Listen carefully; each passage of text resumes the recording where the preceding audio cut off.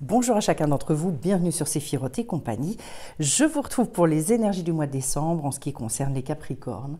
Soyez tous les bienvenus, je vous envoie plein de belles pensées, de belles énergies, de la santé, de la lumière. Une fin d'année qui soit pleine d'espérance, de douceur et de tendresse. Voilà. Alors, pour finir l'année, j'ai posé une question très spécifique. C'est comment aborder cette transition finalement pour se préparer à ce qui va vous attendre sur l'année 2022, en sachant que je vais faire des tirages extrêmement complets pour le démarrage de l'année. Vous aurez vraiment on va dire une espèce de cartographie comme j'avais fait l'année dernière pour, ma foi, pour vous épauler, vous soutenir. Donc, en dos de deck, on va commencer par le 4 d'eau. Carte qui peut parler de deux choses principales. La première, c'est une forme de stabilité, c'est une forme de tranquillité, j'allais dire. Voilà. Donc, je dirais rien de très mouvementé, et justement c'est l'ambivalence, c'est qu'on peut aussi avoir envie de dépasser une forme d'insatisfaction avec cette carte-là. Insatisfaction qui dit son nom ou qui ne dit pas son nom, mais en tout cas, il peut y avoir, et ça peut dénoter certains blocages d'énergie. En ce moment, c'est vrai que c'est un petit peu aussi le sujet. On demande beaucoup, et notamment au travers des lunes, on demande à travailler le réalignement, l'ancrage, etc. Parce que, j'insiste là-dessus, il y a des fois on peut faire tous les efforts qu'on veut, on peut vraiment essayer de se remettre vraiment d'aplomb dans plein de domaines de notre vie, et pour autant, on a un petit peu l'impression de lutter contre des choses qui bloquent malgré tous nos efforts. Alors pensez à travailler aussi au niveau des énergies pour vous recaler, vous aider considérablement. Je le précise quand même, hein, l'homme, tout son corps, c'est un champ électromagnétique énorme. C'est pour ça qu'on est sensible aux ondes, c'est pour ça qu'on est sensible à plein de choses. Donc il y a des fois, il faut faire un travail sur inverser les polarités, etc. Là, il y a souvent besoin d'aide. Alors, on y va pour, je dirais, dépasser ce 4 d'eau ou retrouver une forme de stabilité. Eh bien, il va falloir, alors au niveau du monde émotionnel, on commence donc par la carte du monde. Le fait que je l'ai en tout premier nous indique une chose, c'est que je vais faire ça comme ça pour vous montrer un petit peu, voilà, les trois cartes. Le monde, l'as d'air et la reine d'eau. Le monde d'abord, le fait qu'il soit en premier indique que c'est la fin de quelque chose. Besoin de laisser, de lâcher certaines choses, parce qu'en fait, il y a avec cette carte comme une forme de synthèse qui se fait de la situation. On prend note, on acte, et d'ailleurs le fait que vous ayez l'as d'air derrière, c'est très puissant. L'as d'air, c'est une reprise de discernement énorme, c'est-à-dire comme si au niveau de votre monde émotionnel, là, il y avait un avant, un après. Ça va bien avec le 4 d'eau d'ailleurs. Vous fermez la porte peut-être et vous vous libérez de certaines choses qui vous ont encombré et qui vous empêchaient d'avancer. L'as d'air, il va y avoir une reprise de pouvoir aussi, très fort, parce que c'est l'équivalent de l'as d'épée. Donc on est bien dans cette symbolique-là, dans une grande verticalité, j'aime bien ce mot-là, et on retrouve finalement une force, un courage, comme si au niveau de votre monde émotionnel, il y avait un gros tri qui se faisait. Et du coup, tout devient beaucoup plus facile derrière. On arrive justement à faire une sorte de percée parce que les choses, elles apparaissent d'un seul coup à la lumière comme étant beaucoup plus simples. Et ça amène à prendre des décisions.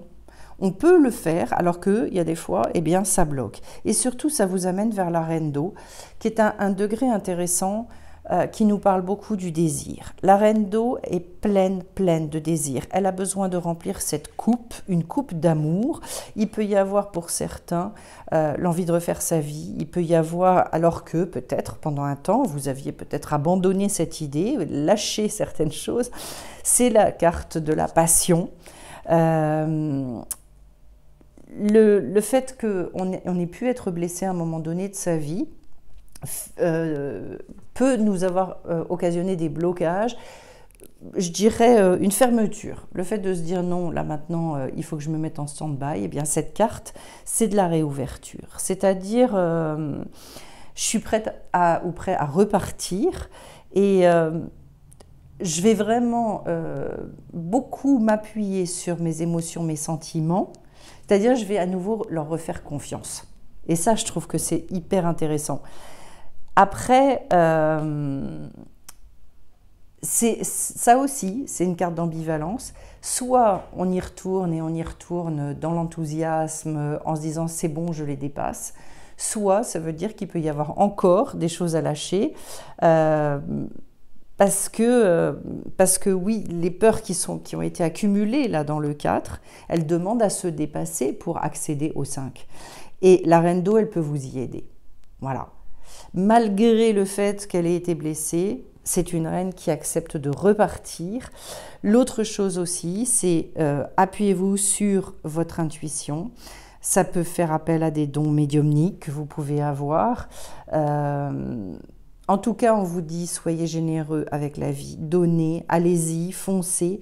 Peut-être pour moi, y a-t-il effectivement des blocages qui se soulèvent parce que cette carte du monde en premier, c'est ce qu'elle me dit.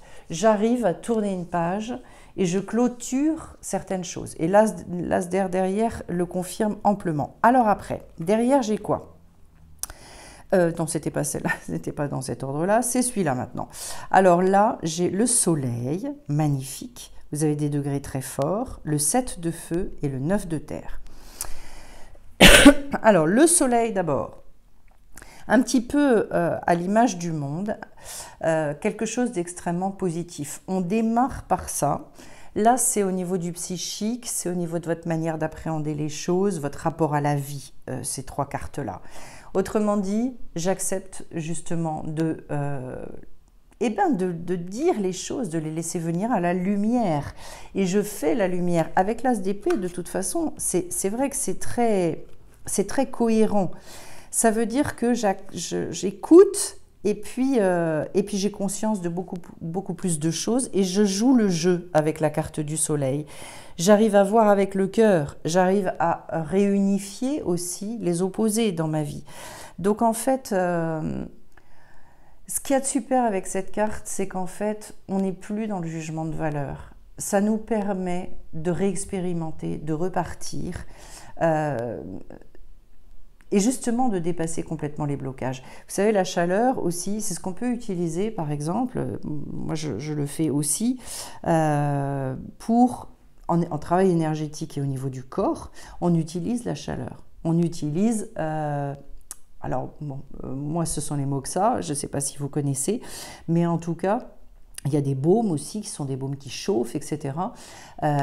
Parfois, quand c'est trop froid, il faut remettre du chaud. Et le chaud dénoue, en fait, refait circuler l'énergie.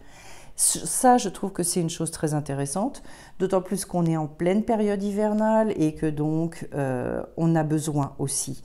On aime bien d'ailleurs durant l'hiver se cocooner, se mettre dans des choses agréables, douces, chaudes, etc. Là, c'est aussi la carte de la perspicacité qui vient corroborer l'as d'air, mais une perspicacité pleine d'amour, pleine de tendresse, pleine de souplesse. Donc, ça veut dire qu'il y a vraiment quelque chose pour moi qui se débloque. Et puis après, vous avez le 7 de feu qui vous dit, en fait, vous êtes en mesure de relever certains défis. Pardon. Et d'avancer avec une grande assurance. Là, c'est une carte de positionnement. Vous prenez votre place, vous êtes en mesure d'utiliser votre charisme. Il y a de l'action. Avec le 7 de feu, très clairement, du mouvement, il peut y avoir du déplacement. Alors c'est vrai que sur le mois de décembre, on est souvent amené à bouger. En tout cas, c'est je me verticalise, je prends position, je suis là. Voilà, avec un 7 de feu, on ne peut pas faire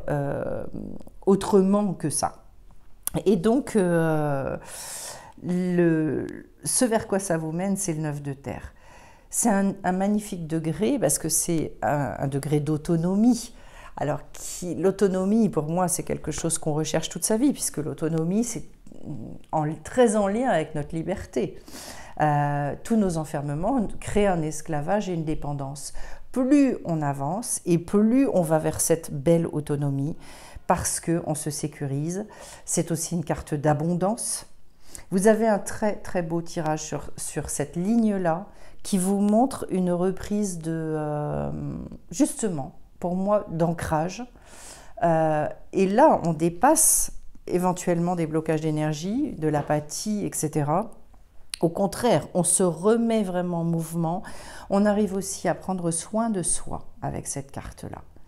Il y a un côté très fluide, cocoon, et puis on est dans la terre. Ça veut dire que vous arrivez à mettre en œuvre les choses.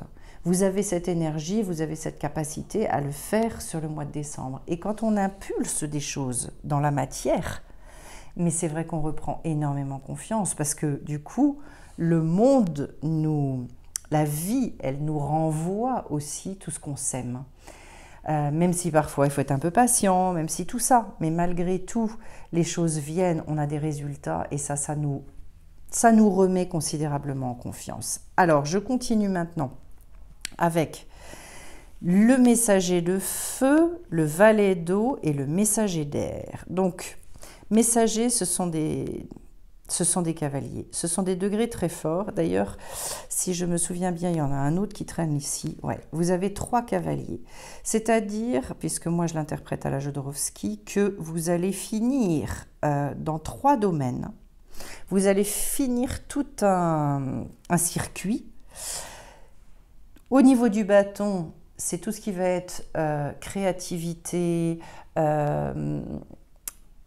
Comment est-ce que je peux vous dire ça ? Tout ce que vous avez pu à un moment donné, vos bases, les fondations sur lesquelles vous vous êtes appuyé, votre mode de fonctionnement, etc., va se renouveler. Au niveau de l'air, c'est le mode de pensée. C'est-à-dire, j'ai compris les choses, et maintenant j'ai besoin justement d'aller vers quelque chose d'autre. Et le messager de terre, eh bien, il clôture tout ce qui a pu être mis en œuvre dans un projet, un domaine particulier de notre vie. Je prends un exemple très très simple. Ça peut être par exemple, j'ai fait le tour d'un travail et je vais être capable maintenant d'en faire le deuil pour aller vers autre chose et donc retrouver une nouvelle créativité puisque juste derrière on retrouve l'as de bâton.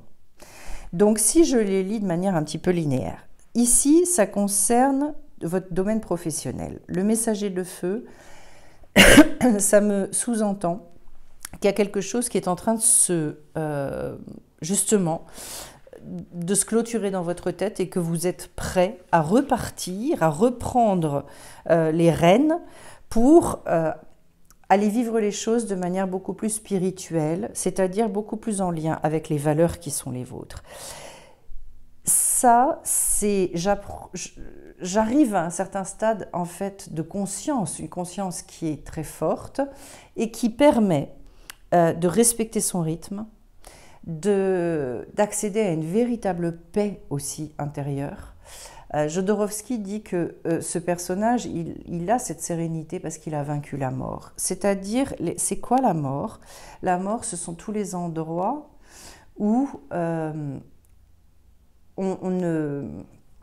est en mode survie ou mort. Je suis pétrie de peur, je suis pétrie de jugement, il y a plein de blocages, j'ai des enfermements mentaux, etc., etc. Ce sont toutes les zones où on n'est pas en liberté. Voilà. Et là, en fait, au niveau professionnel, ça veut dire qu'il y a une réouverture extraordinaire qui se produit, qui va vous amener vers le valet d'air. Donc, énergie de jeunesse, les valets sont hyper intéressants. Je les adore, ces valets, d'abord parce qu'il y a aussi toute cette fougue. Je m'en fiche. Moi, de toute façon, j'ai encore rien établi dans ma vie au stade du valet. Et donc, oui, j'ai accumulé un certain potentiel, etc. Mais je ne suis pas enfermée dans, je dirais parfois des choses du type des charges aussi bien matérielles que physiques, etc. Donc le valet d'eau, en fait, eh bien, lui, il est dans l'idéalisme. Vous retrouvez au niveau professionnel et vous vous reconnectez avec quelque chose qui est à la fois peut-être un grand rêve. Vous acceptez aussi d'y mettre votre sensibilité, votre imagination. Et donc, il y a vraiment, pour moi, là, une espèce de recommencement, de vibration qui revient et qui vous amène au messager d'air. Autrement dit, ça y est, dans votre tête, il y a la force du courage qui va revenir. Il n'y a plus les peurs. Et quand on n'a plus les peurs, alors à ce moment-là, on peut repartir. Ce messager d'air, il est porteur de vie. Et c'est ce moment où, quand on arrive à une grande compréhension des choses, on redevient beaucoup plus impétueux, beaucoup plus dynamique, où on retrouve notre ténacité. Donc au niveau professionnel, pour moi, il y a comme un élan qui est repris. Et puis ce que j'aime bien, c'est que ça vous équilibre parce que vous avez le feu, vous avez l'eau et l'air.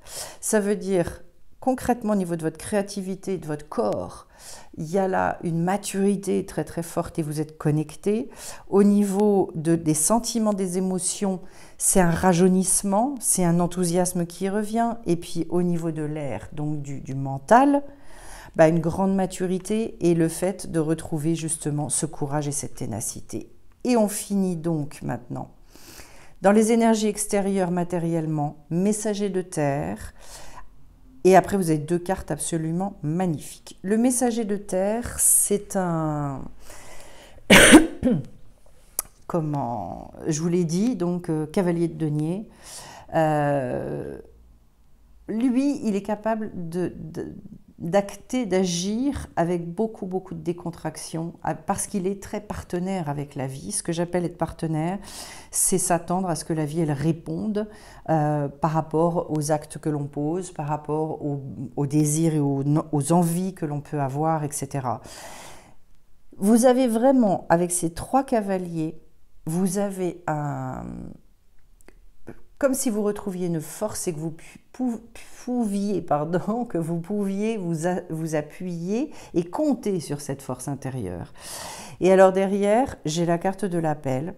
C'est pour moi la plus belle carte des arcanes majeures parce que c'est la carte par essence de la libération. Mais une libération à un stade. La tour, la maison Dieu à côté, ça n'est pas grand-chose, entre guillemets. Voilà. Pourquoi ? Parce que là, c'est une libération à tous les points de vue. Vous avez une libération aussi bien au niveau mental que matériel. Souvent, en fait, ça signifie qu'il y a une situation qui évolue considérablement et qui fait revenir une énergie toute neuve. C'est, je ne sais pas, comme si on accédait à une nouvelle compréhension du monde. Pour moi, il n'y a pas plus beau et il n'y a pas plus important dans la vie. Parce que quand on a compris certaines choses, après, quand je dis compris, ce n'est pas qu'avec la tête, c'est avec le cœur. Et que ça descend comme ça, il n'y a plus rien qui nous arrête. Et cette carte, c'est ça. Le regard est neuf et il n'y a plus tous les préjugés qui nous empêchaient d'avancer. Mais le résultat, c'est qu'effectivement, il y a une ouverture d'esprit extraordinaire qui arrive et on accède à une justesse dans sa vie. Moi, je trouve ça fabuleux. C'est pour moi la carte du phénix par excellence. Voilà. Donc, vous voyez que là, il se passe quelque chose. Et derrière, j'ai la carte de l'empereur qui est une très, très jolie carte qui nous dit qu'en fait, on arrive à aller mettre les choses dans la matière avec son intuition. Mais quoi de plus libérateur et quoi de plus light, de plus léger que d'avancer avec cette intuition. Au lieu d'être sans arrêt dans la rumination, vous n'y êtes plus, puisque de toute façon, la carte de l'appel, elle est passée avant. Et là, vous pouvez aller mettre des choses dans la matière. C'est-à-dire qu'il y a des choses qui vont se concrétiser. On vous dit, allez-y.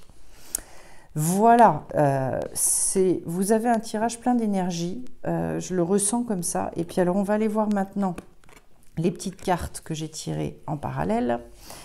Donc, j'en ai pris 3. D'abord, au niveau de la Lune. Alors, la Lune, c'est intéressant parce que la première chose qu'on vous dit, c'est la paix. La paix. Et je pense que si on a bien des choses à faire, c'est justement de penser dans notre emploi du temps. Je le disais dans la formation que je fais à l'heure actuelle sur construire son harmonie de vie par le plaisir, et je disais une chose, mais regardez le nombre d'heures que vous avez pu consacrer à votre travail, à vos enfants, à votre conjoint, à ci, à ça, etc. Et à vous, combien d'heures vous consacrez-vous par jour? Et je me dis, c'est quand même soi qui est le plus important pour que tout le reste de la vie fonctionne. Et je disais, c'est quoi 1 heure par jour pour soi?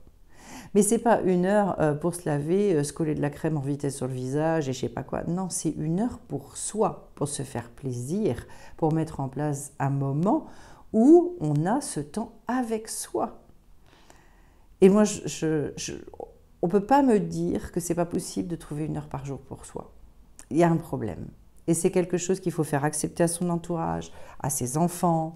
De toute façon, si vous leur montrez cet exemple-là, vous êtes en train de les former et de leur apporter des choses pour leur vie plus tard.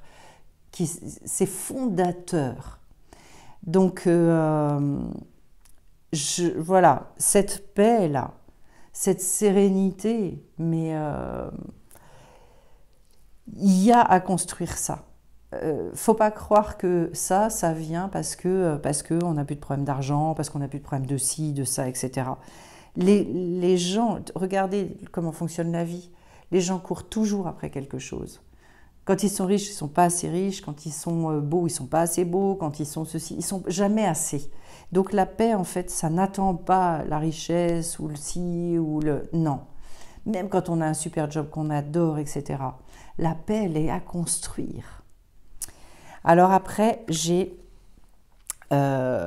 Mintaka, nostalgie du foyer, appartenance, les premiers artisans de lumière. Alors là, je vais aller voir un petit peu dans le livret ce que ça nous raconte. Mais pour moi, c'est très en lien avec justement, quand je voyais la carte du monde tout à l'heure, je me disais... beaucoup des personnes qui suivent les vidéos sur la chaîne, en fait, ce sont des personnes qui ont effectivement, vous avez un profil particulier, que maintenant j'appelle les inclassables. Et je crois que beaucoup d'inclassables ont besoin de effectivement, sont connectés à un monde qui est différent et ont besoin...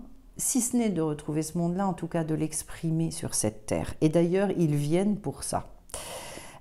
C'est pas quelque chose de complètement ésotérique et je sais pas quoi. Non, il y a des êtres qui ont une lumière spécifique et qui viennent et qui ont un rôle aussi tout à fait particulier à jouer sur la terre. Alors, on vous dit qu'effectivement, c'est justement un groupe d'âmes particulier et... on les considère comme les premiers artisans de lumière. Alors après, je vous passe un petit peu les explications qui sont données par rapport à tout ça.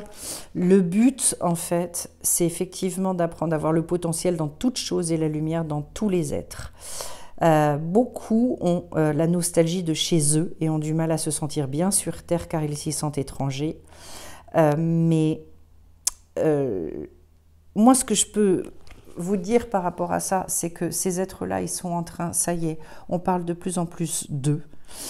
C'est pour ça que j'ai fait aussi toutes les émissions et je continuerai des lives sur ces personnes que moi j'appelle inclassables, parce que il est l'heure et il est temps aujourd'hui que ces gens-là prennent leur place et se remettent debout. Il faut que j'avance. Donc derrière, j'ai la carte du bonheur accessible. Ben, c'est une carte magnifique et puis je ne vais pas trop la commenter parce qu'elle parle d'elle-même. Oui, le bonheur est accessible et je pense que ça, c'est vraiment par le retour vers soi qu'on en prend conscience. Et au niveau, j'ai pris une petite carte conseil avec l'hiver qui me dit Lorsque je me surprends à ruminer, je respire profondément en conscience plusieurs fois par jour. Alors ça, c'est très très intéressant et c'est un conseil qui est pertinent parce qu'en fait, c'est par l'air qu'on amène des messages dans le corps. Donc on a aussi bien besoin d'abord de reprendre de l'air neuf que d'expulser aussi l'air ancien. Donc la respiration, aussi basique que ça puisse paraître, pour moi effectivement c'est essentiel. Voilà ce que je peux vous dire pour votre mois de décembre. J'espère que ce tirage vous aura aidé. Je remercie toutes les personnes qui ont à cœur de soutenir la chaîne et qui l'ont déjà fait d'ailleurs.